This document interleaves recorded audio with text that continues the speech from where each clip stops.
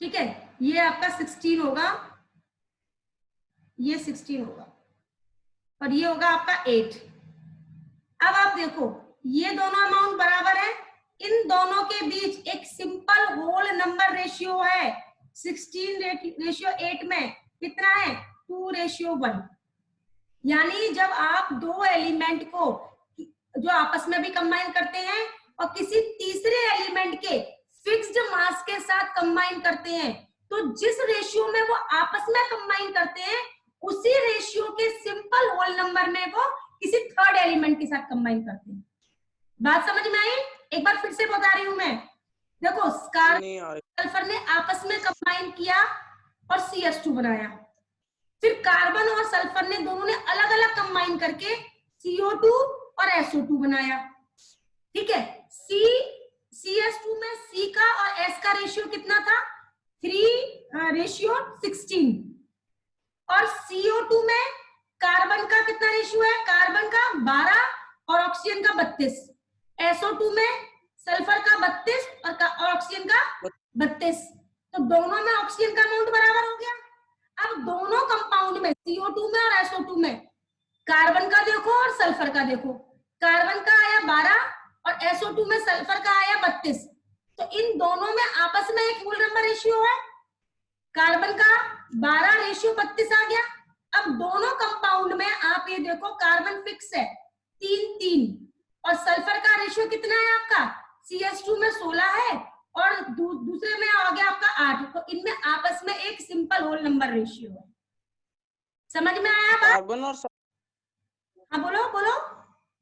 Carbon और sulphur में, हाँ कार्बन और सल्फर में देखो आपको हर केस हमने ऑक्सीजन का तो मास फिक्स लिया है 32 दोनों केस में, तो आपको जो रेशियो देखना है वो कार्बन और सल्फर का देखना है हर केस में। CH2 में भी कार्बन सल्फर का देखो 3:16 है और अब दो कंपाउंड बनाए हैं आपने CO2 और SO2 दोनों, तो CO2 में C का रेशियो कितना है? 12 और SO2 में सल्फर का रेशियो कितना है? 32। तो इन दोनों कंपाउंड में अगर हम कार्बन और सल्फर का रेशियो देखें तो कितना आता है? 12:32। ठीक है, अब देखो दोनों केस में कार्बन में 12 आ रहा है, लेकिन सल्फर का जो रेशियो है एक में 16 आ रहा है और एक में 32, एक में 16 आ रहा है और एक में 8 आ रहा है, तो उनमें आपस में भी एक होल नंबर रेशियो हो गया। एक क्वेश्चन और दे रही हूँ, उसे समझना आप। एक क्वेश्चन और दे रही हूँ, जैसे आपने बनाया सल्फर से ऑक्सीजन, सल्फर और ऑक्सीजन का रिएक्शन करके SO2 बनाया। ठीक है, अब आपने हाइड्रोजन से रिएक्शन कराई दोनों की, ये बना H2S और ये बना H2O। समझ में आया? अब देखो SO2 में बिल्कुल अलग अलग करके बताऊंगी। SO2 में S और O के बीच क्या है? ये 32 और ये भी 32। नोट करते जाओ, दोनों 32 है। अब H2S में आ जाओ, H2S में हाइड्रोजन और सल्फर के बीच क्या है? हाइड्रोजन और सल्फर के बीच क्या है?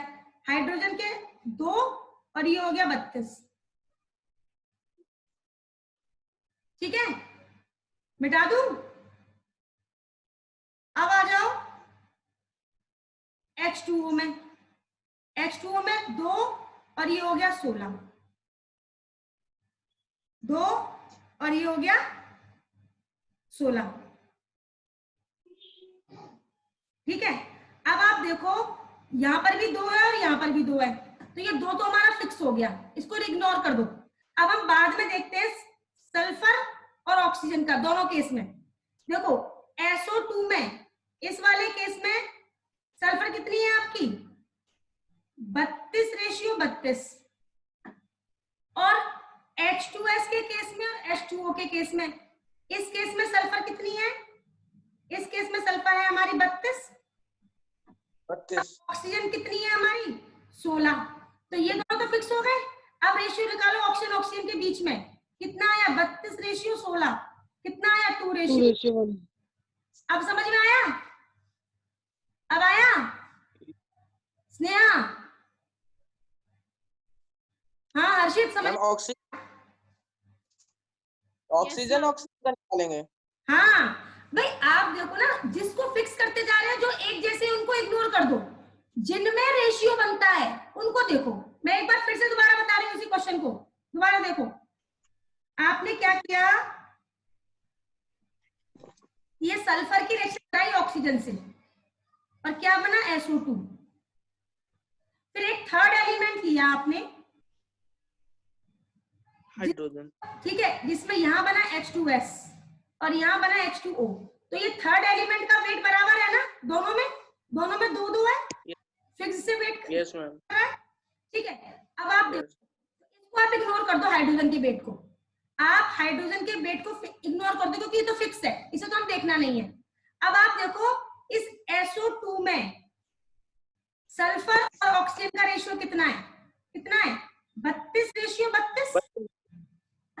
मतलब 1:1। हाँ, और H2S में S का रेशियो कितना है, 32। H2O में ऑक्सीजन का रेशियो कितना है, 16 भाई। H2O में ऑक्सीजन का मास कितना होता है, 16 ही तो होता है, ठीक है। अब यस मैम, दोनों केस में सल्फर बराबर हो गई,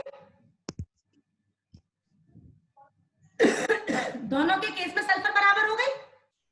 तो अब यस मैम, यस मैम, इस वाले ऑक्सीजन और इस वाले ऑक्सीजन के बीच में आ रहा है, तो कितना आ रहा है, 32:16, 32 से 16 रेशियो 1। अभी भी नहीं समझ में आया? यस, आ गया आ गया। एक एग्जांपल और दे रही हूं, अब आप मुझे करके दिखाएंगे। ये वाला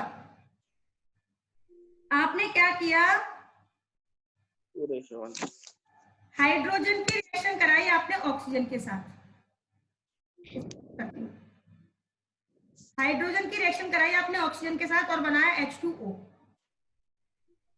और फिर इसकी रिएक्शन कराई कार्बन से, ये बनाया CH4, और इसकी रिएक्शन कराई CO2, यानी कार्बन का वेट फिक्स है आपका, कार्बन आपका यस मैम, इसमें भी 12 है, इसमें भी 12 है। तो अब आप क्या देखोगे, H2O में हाइड्रोजन 2:16, यही है, यस, ठीक है। यस, हाँ, अब आ जाओ आप CH4 में, CH4 में आप कार्बन का तो देखो मत, केवल हाइड्रोजन का देखो, कितना हो गया, 4, ठीक है। और इसमें आ जाओ आप ऑक्सीजन का देखो, ऑक्सीजन का देखो कितना हो गया, 32, 12:32। ठीक है। अब इनमें आपस में एक सिंपल होल नंबर रेशियो है, 2:1। देखो इनमें आपस में यस मैम, होल रेशियो है, और इनमें भी एक सिंपल होल नंबर रेशियो है, इनमें भी है कि नहीं है, तो बस वही बताना था हमें। Yes ma'am, 2:1। जब दो कंपाउंड किसी थर्ड एलिमेंट के फिक्स्ड मास से रिएक्शन करते हैं, तो जो आपस में उनका रेशियो होता है और जो उस एलिमेंट के साथ उनका रेशियो होता है, उनमें एक स्मॉल होल नंबर रेशियो होता है, उनमें एक होल नंबर रेशियो होता है। समझ में आया बात? समझ? यस मैम, चलो एक एग्जांपल और लिख के दिखाओ मुझे। जैसे आपने रिएक्शन कराया हाइड्रोजन का क्लोरीन से और बना आपका HCl, फिर आपने कराया फास्फोरस से, तो ये तो बना PH3 और ये बना PCl3।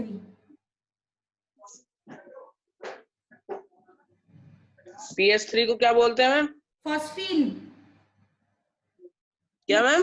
फॉस्फीन अच्छा, फॉस्फीन बोलते हैं। ये अमोनिया वाले ग्रुप की है, ये अमोनिया के बाद फॉस्फीन आता है, NH3 PS3 इस तरीके से आता है। अब आप क्या करोगे, अब आप करिए, ये कर लिया ना PS3। अब सबसे पहले आप देखो HCl में, अब देखो इसमें फास्फोरस फिक्स है, दोनों में फास्फोरस फिक्स है ना, दोनों में एक है, तो दोनों का मास बराबर हो गया, तो फास्फोरस को हम नहीं देख रहे हैं इसमें। अब आप क्या देखोगे, HCl में कितना रेशियो है, 1:35.5, क्लोरीन का 35.5 होता है मास, ठीक है। अब इस H3 में देखो ये कितना है, 3, और Cl3 में देखो कितना है, 35.5 into 3। अब देखो इनमें एक होल नंबर रेशियो है 1:3, और इनमें भी एक होल नंबर रेशियो है 1:3। यानी जब दो एलिमेंट आपस में कंबाइन करें और किसी फिक्स्ड मास वाले थर्ड एलिमेंट से कंबाइन करें तो इनमें आपस में और इस एलिमेंट के साथ जो रेशियो है वो एक simple whole number ratio bear करता है, simple whole number ratio bear करता है।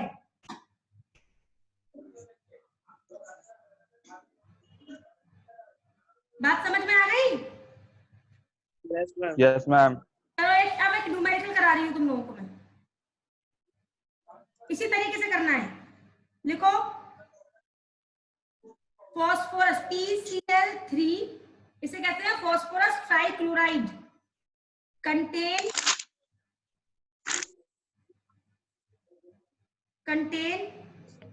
22.57%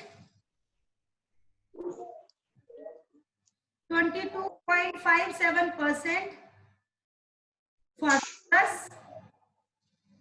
comma phosphorus contain PS3 contain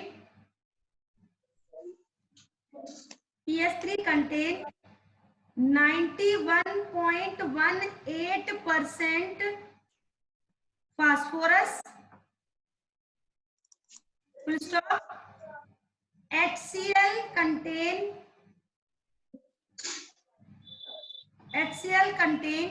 97.23% chlorine,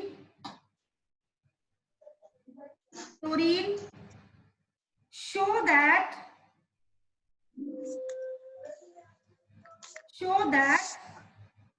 this data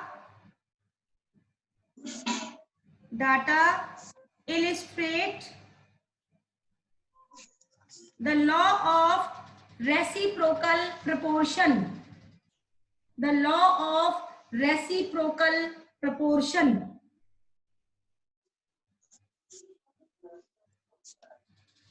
note कर लिया?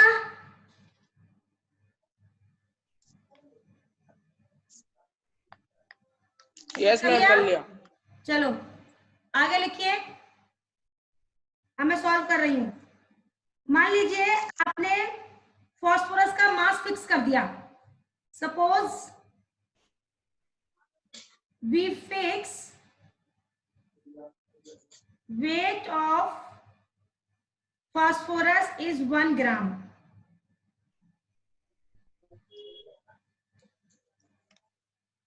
ठीक है, हमने फिक्स कर लिया। इन PCl3 वेट कितना है? PCl 22.57% है ना, तो हमारा टोटल PCl3 जो है वो 100 ग्राम है। उस 100 ग्राम में से 22.57 जो है वो फास्फोरस है। Weight of PCl3 is equal to 100 ग्राम और वेट ऑफ फॉस्फोरस कितना है? 22.57 ग्राम। तो वेट ऑफ क्लोरीन कितना हो जाएगा? 100 माइनस 22.57 कितना हो गया? 77 हाँ 77.43। नोट कर लो, नोट कर लो,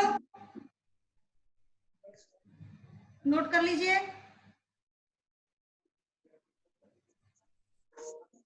अब लिखिए 22.57 gram of phosphorus combine with 77.43 gram chlorine. तो 1 ग्राम कंबाइन विद क्या मैम? 22.57 कंबाइन करते हैं 77.43 ग्राम से, तो 1 ग्राम हमने फिक्स किया है ना, 1 ग्राम। तो 1 ग्राम कितने से? 77.43 अपॉन 22.57, तो ये आ गया आपका 3.43 ग्राम। क्या है ये? हैं मैम ये क्या आया है? बेटा ये हमने स्टार्टिंग में किया है ना कि आपने फास्फोरस का वेट फिक्स कर दिया था 1 ग्राम। ठीक है, तो हमने अपने PCl5 में ये लगाया कि 22.57 ग्राम फॉस्फोरस जो है वो कंबाइन करता है 77.43 ग्राम क्लोरीन से। तो 1 ग्राम फॉस्फोरस Yes. क्लोरीन से करेगा, ठीक है। 1 ग्राम फॉस्फोरस कितनी क्लोरीन से करेगा? अच्छा मैम। समझ में आया? अब आप यस। अब 10 मिनट बचते हैं। अब आप लिखोगे इन pH3। अब pH3 में हमारा फास्फोरस कितना है? 91.18। तो आप मान लो वेट ऑफ pH3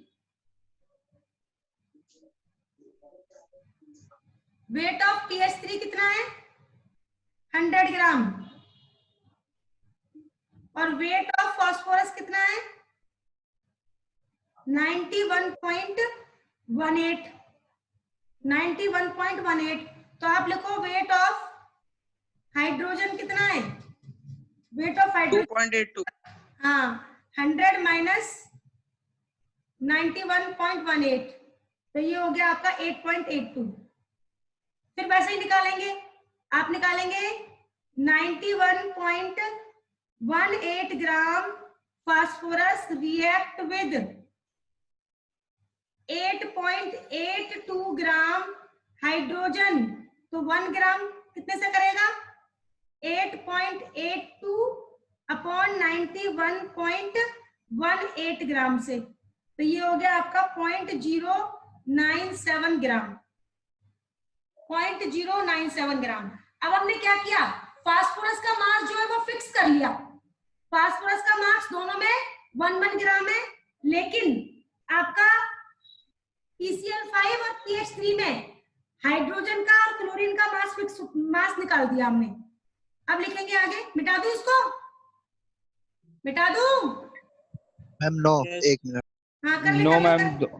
हाँ कर लो, कोई दिक्कत नहीं, कर लो।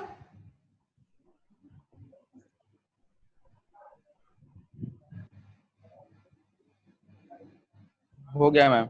हो गया। अब आप लिखिए yes ma'am. The ratio between hydrogen and chlorine. ये कितना हो जाएगा आपका? हाइड्रोजन का है 0.097, रेशियो 3.43। ठीक है, ये किस में आया है? इन PCl5, PCl3 और pH3 में। अब आप आ जाओ HCl पर। इन HCl में क्या है? Weight of HCl 100 gram. Yes ma'am. ठीक है, तो वेट ऑफ क्लोरीन कितना है? 97.23। तो वेट ऑफ हाइड्रोजन कितना हो जाएगा? 100 माइनस 97.23, तो कितना हो गया? 2.77 ग्राम। ठीक है, मिटा दो इसको। Yes ma'am. नोट कर लो। Ma'am no, ma'am no. नहीं मिटा नहीं रही, चिंता मत करो, कर लो कर लो। बंद कर दे। कर लिया? Yes ma'am. निखिल कर लिया बेटा? अब आप लिखेंगे इसमें हाइड्रोजन और क्लोरीन के बीच क्या रेशियो है? 2.77 रेशियो 97.23। और जो पुराना वाला रेशियो 0.97 और 3.43। अब आप क्या करोगे? आप इस तरीके से करो, 2.77 upon 97.23 is equal to 0.97 upon 3.43।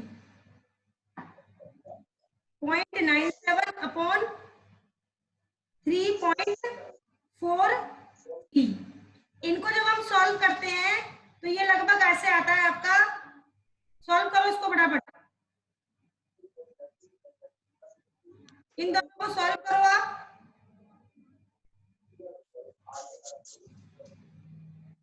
2 से इसे काट दे, ये लगभग 1 मिनट 2.77 है, ये लगभग 3 के बराबर है, तो ये लगभग 3 आ जाएगा, और 9 के 27 होते हैं, तो 1/3 इजिकल टू 1/3, तो रेशियो क्या आ जाएगा? 1:1।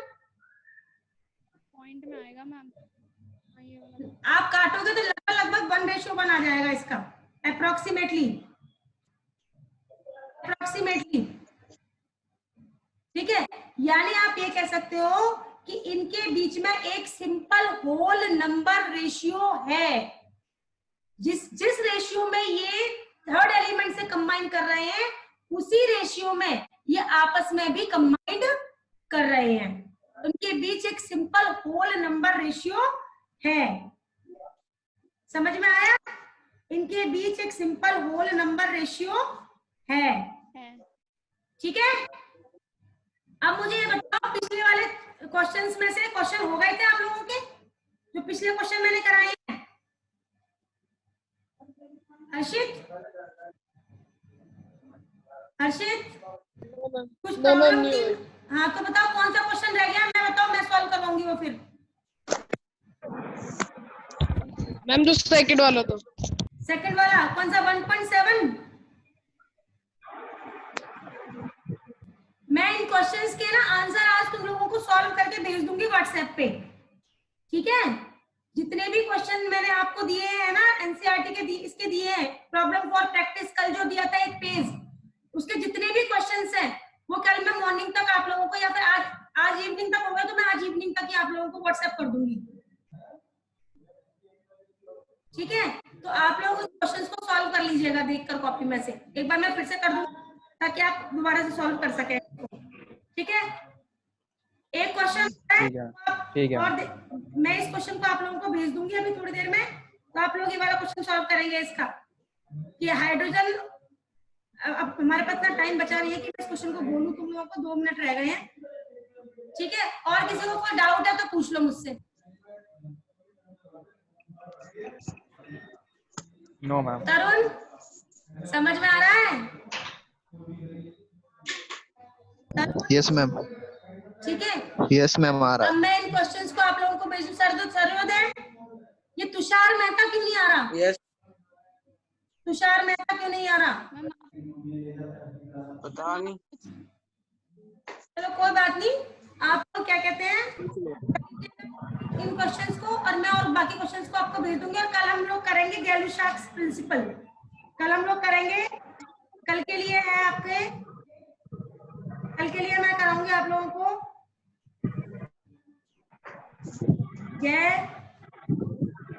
गैलू-शार्क्स law of combining volume. Yes ma'am, NCERT में दे रखा है। हाँ, दे रखे हैं, सारे लॉस दे रखे हैं बेटा, ये सारे लॉस दे रखे हैं, कोई दिक्कत नहीं है। मैं आज आप लोगों को कोशिश करती हूँ ये सारे न्यूमेरिकल सॉल्व करके मैं आप लोगों को व्हाट्सएप कर दूंगी, ठीक है। चलो ओके बेटा, ओके बेटा, ओके बाय। मैम, हाँ बेटा, मैम वो एक 10th में क्वेश्चन था ना, वो ऑक्सीजन 2 हाइड्रोजन के साथ क्यों रहता है? हाँ बताओ। क्योंकि वो मैम वही बता दो। बेटा देखो, इलेक्ट्रोलाइसिस जब आप करते हो तो हाइड्रोजन और क्लोरीन बनती, ऑक्सीजन बनती है आपकी एनोड पर, बनती है ऑक्सीजन, और हाइड्रोजन बनती है आपकी कैथोड पर, ठीक है। हाँ और मैम, वो रेशियो 1 आता है, वही रेशियो क्यों आता है 2:1, ये पूछना है बेटा। इनके मास में क्या रेशियो है? इनके ये कंबाइन किस फॉर्म में करे हैं? H2O में हाइड्रोजन के 2 एटम कंबाइंड होते हैं ऑक्सीजन के 1 एटम के साथ में, इसलिए इनका रेशियो सेम वैसे ही आता है। इसका रीजन यही है कि H2O का जो मॉलिक्यूल है उसमें 2 हाइड्रोजन है और 1 ऑक्सीजन है, तो उसी प्रोपोर्शन में भी जब आपकी इलेक्ट्रोलाइसिस करते हैं तो हाइड्रोजन डबल वॉल्यूम बनता है और ऑक्सीजन का 1 वॉल्यूम बनता है, ठीक है। ओके मैम, ओके बेटा, ओके मैम, ओके बेटा, okay, thank you ma'am. Okay बेटा।